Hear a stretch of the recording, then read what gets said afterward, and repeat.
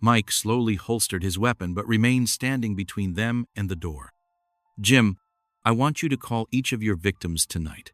Apologize, explain that you're returning their money, and ask for the bait." Mike Garrett sat at the far end of the Desert Oasis bar, nursing his second beer of the evening and reading yesterday's Las Vegas Review-Journal for the third time. Thursday nights had become ritual for the 65-year-old veteran dinner at the same vinyl booth, same order of chicken fried steak and mashed potatoes, same quiet corner where he could watch the entrance and keep his back to the wall.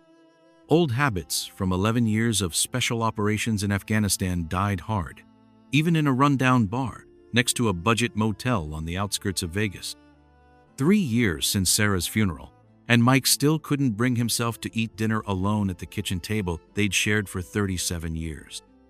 The bar was better anonymous, predictable, safe. No memories of Sarah's laugh or the way she used to steal fries from his plate when she thought he wasn't looking. What Mike didn't know was that for the past 2 weeks, someone had been watching him, studying his routine, and planning to make him the next victim in a scheme that had already netted 6 figures from lonely men across Nevada. If this story has your attention already, please hit that subscribe button and give us a like. Stories about predators targeting veterans need to be told, and your support helps us share these important warnings with people who need to hear them. "Excuse me, is anyone sitting here?" Mike looked up from his newspaper to see a striking brunette in her late 20s, wearing a simple black dress that was elegant without being flashy. She gestured to the empty bar stool next to him with a smile that seemed genuine but practiced. "No, ma'am, go right ahead." Lily Thompson, though that wasn't her real name, had been running this con for 8 months, working with her partner Jim Crawford to target older men who looked like they had money but seemed lonely enough to make poor decisions. Her success rate was nearly perfect, but something about this particular mark felt different.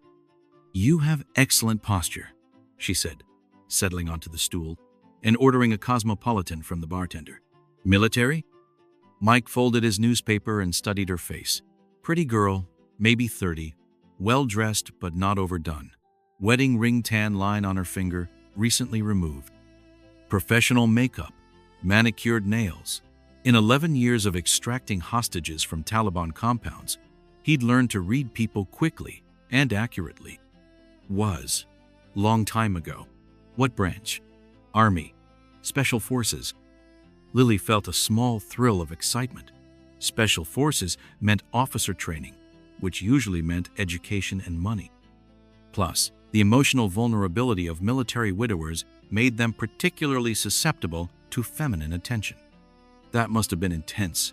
I can't imagine what you've seen." Mike took a sip of his beer and continued studying her. "What do you do for work?" "I'm between jobs right now. Marketing mostly." The lie came easily. She'd used it dozens of times. "Actually, I'm staying at the motel next door while I look for a new apartment. Vegas rent prices are crazy, you know?" "I imagine so." They talked for 20 minutes about nothing important, their fictional job search, his genuine comments about changes in Las Vegas over the years, small talk that felt natural but was carefully orchestrated on her part. She laughed at his mild jokes, touched his arm gently when making a point, and gradually shifted closer on her bar stool. Mike noticed everything: the way she angled her body toward him to display interest, the practiced timing of her laughter, the fact that she ordered an expensive cocktail but seemed unconcerned about paying for it. Most telling was how she steered every conversation topic back to personal details about his life, his financial situation, his living arrangements, his daily routine. "Do you live alone?" she asked, as if the question had just occurred to her. "I do now. Lost my wife 3 years ago." "Oh, I'm so sorry. That must be incredibly difficult."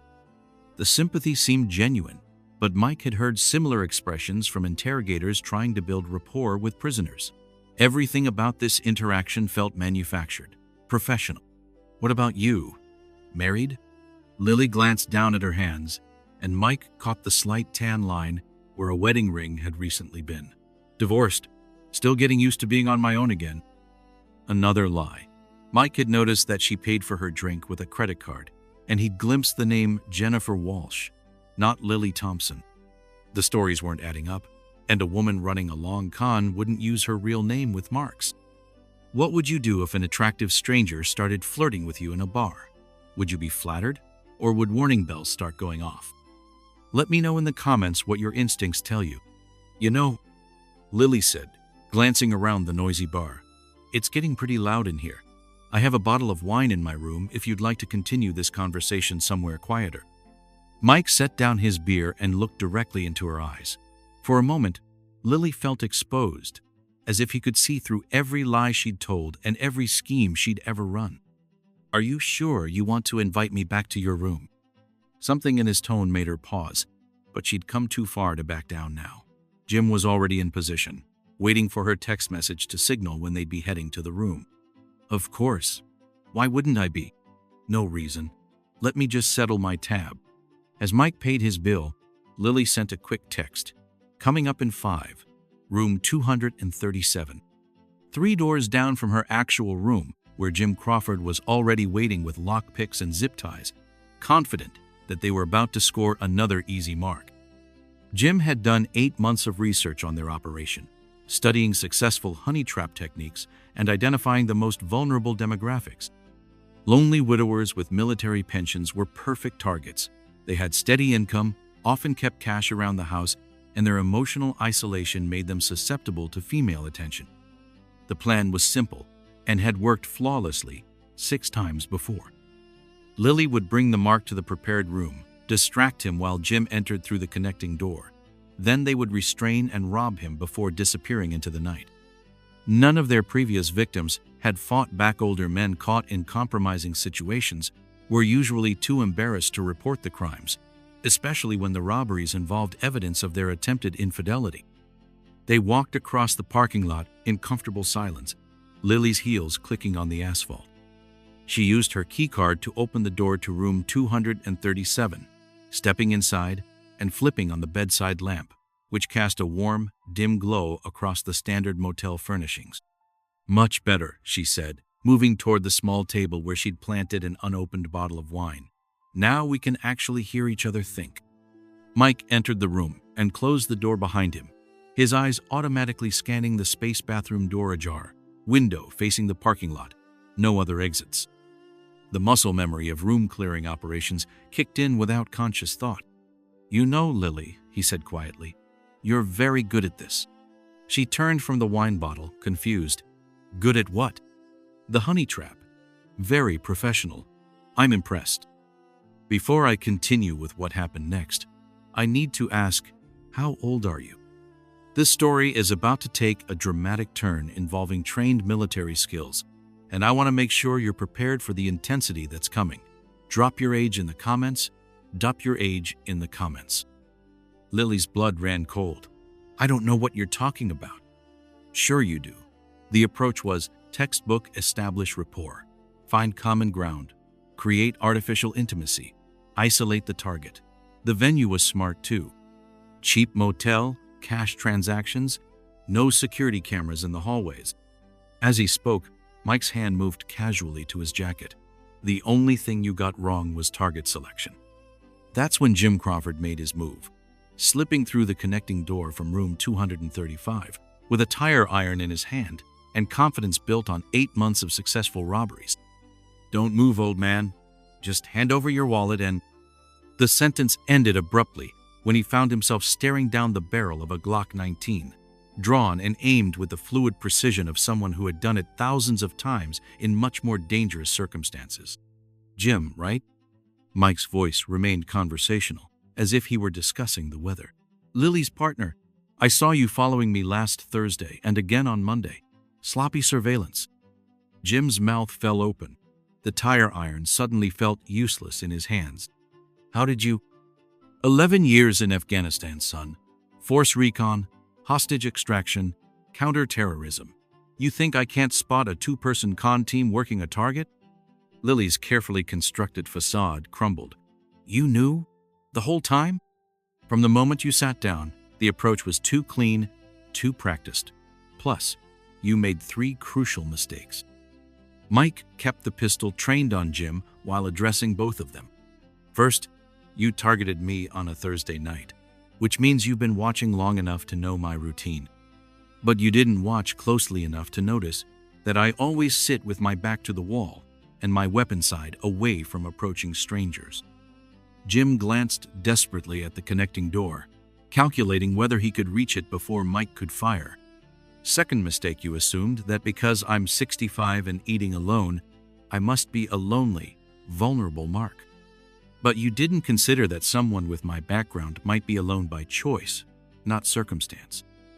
Lily's hands shook as she realized how completely they had misjudged their target. And the third mistake? Mike smiled, but there was no warmth in it. You thought a Special Forces veteran wouldn't research the local crime patterns when he moved to a new city. I know about the 6 men you've robbed in the past 8 months. I know about the businessman from Phoenix you put in the hospital when he fought back. I know about the retired teacher whose life savings you cleaned out. What do you think Mike should do with these criminals? Turn them over to police? Or handle this his own way? Share your thoughts in the comments about what justice looks like in this situation. The room fell silent, except for the hum of the air conditioning unit. Jim's knuckles were white as he gripped the tire iron, but he made no move toward the door. Lily sat heavily on the edge of the bed, her carefully crafted persona completely shattered. "So what now?" she whispered. "You going to kill us?" Mike considered the question. "That depends on what you do in the next 60 seconds. What do you want?" "Jim, put the tire iron on the floor and kick it away from you." Jim hesitated for a moment, then complied. "Good. Now both of you sit on the bed where I can see your hands." They moved slowly, Lily's designer heels clicking once more on the cheap linoleum. "Here's what's going to happen," Mike continued. "You're going to return every dollar you stole from those 6 men, all of it. Account numbers, safe deposit boxes, whatever you've got." "We don't have it anymore," Jim protested. "We spent..." "Then you'll figure out how to get it back. Sell whatever you bought, take out loans, I don't care. You have 72 hours. Lily found her voice. "And if we don't?" Mike's expression grew cold. "Then I'll stop being the nice guy who gives second chances. You can't prove anything. It's our word against yours." "Lily, sweetheart, you just tried to rob a federal agent." Both criminals' faces went pale. "That's right. I'm not just some lonely old veteran. I'm a retired DEA special agent with 35 years of service and a very long memory for faces. The Vegas police know me. The FBI knows me. And the U.S. Attorney's Office knows me." Mike reached into his jacket with his free hand and pulled out a small digital recorder.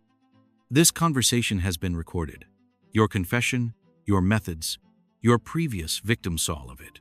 Admissible in court, assuming you make me take this the hard way." Jim's hands shook as the full scope of their mistake became clear. "But here's the thing," Mike continued. "I'm tired. I'm too old to spend months testifying in court cases and dealing with federal prosecutors. So I'm offering you a choice that's more generous than you deserve." "What kind of choice?" "Option 1. I walk out of here, drive straight to the police station, and hand over this recording along with a detailed statement about your operation. You'll both be in federal custody by morning, facing charges for armed robbery, conspiracy, wire fraud, and about 6 other felonies that'll put you away for the next 15 years. The room was silent, except for Lily's quiet sobbing. Option 2. You make full restitution to your victims within 72 hours. Then you disappear from Nevada and never come back. New names, new lives, somewhere far from here. What would you choose if you were in their position? Try to fight a federal case or take the chance Mike is offering and start over somewhere else? I want to hear your thoughts in the comments. "How do we know you won't turn us in anyway?" Lily asked. "Because my word means something, which is more than I can say for either of you. But understand this, if I ever see you again, if I hear about you running this same con somewhere else, if you so much as jaywalk in my presence, option 1 goes back on the table permanently."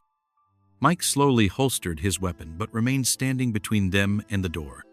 "Jim, I want you to call each of your victims tonight. Apologize, explain that you're returning their money, and ask for their bank account information. No excuses, no sob stories. just restitution and apologies. What if they want to press charges anyway? Then you deal with the consequences. But most of them just want their money back and the satisfaction of knowing you got caught. Lily wiped her eyes, smearing her carefully applied makeup. How did you know we'd target you? I didn't know for certain, but I've been watching this place for 2 months, and I recognized the pattern. Lonely older men, attractive young women, motel room robberies. It wasn't hard to figure out. So, why didn't you just avoid us? Mike was quiet for a moment, thinking about the 6 victims whose lives had been disrupted by these predators. Because sometimes the right thing to do is put yourself in harm's way to stop bad people from hurting good people. That's what the uniform meant for 35 years, and it still means something now. He moved toward the door, then paused. 72 hours, don't make me come looking for you. As Mike walked across the parking lot back to his truck, he could hear muffled voices from room 237. Jim and Lily already starting to make the phone calls that would return stolen money to 6 victims who had given up hope of ever seeing justice. His phone buzzed with a text message from Detective Maria Santos, his contact at Las Vegas Metro. Recording came through clear. We'll be monitoring to make sure they follow through on restitution. Nice work. Mike deleted the message and drove home to his empty house, where Sarah's coffee mug still sat in the dish drainer and her reading glasses still lay on the nightstand next to her side of the bed. What's the most important lesson from Mike's story? Is it about staying alert to scams? Or about using your skills to protect others? Or something else entirely? Leave your final thoughts in the comments. 71 hours later, Detective Santos called with an update. All 6 victims had received full restitution. Jim Crawford and Lily Thompson had checked out of their motel rooms and disappeared, leaving behind fake identification documents and stolen credit cards. A month later, Mike received a handwritten letter from Robert Martinez, a retired teacher whose life savings had been stolen in the con game's 2nd victim. Mr. Garrett, the letter read, I don't know how you did it, but you gave me back more than money. You gave me back my faith that there are still good people in the world who look out for strangers. Thank you for whatever you did to make those thieves return what they stole. I hope you know what a difference you made. Mike folded the letter and put it in his jacket pocket. That Thursday, he drove back to the Desert Oasis bar for dinner, ordering the same chicken fried steak and sitting in the same booth with his back to the wall. But this time, he wasn't just a lonely widower killing time over a newspaper. He was a guardian, watching for predators, protecting the vulnerable, still serving his community in the only way he knew how. The bar's regular customers didn't know that the quiet man in the corner booth was the reason they could enjoy their drinks without worrying about becoming victims of a sophisticated con game. And Mike Garrett preferred it that way. Heroes, he'd learned over 35 years of service, do their best work when nobody's watching.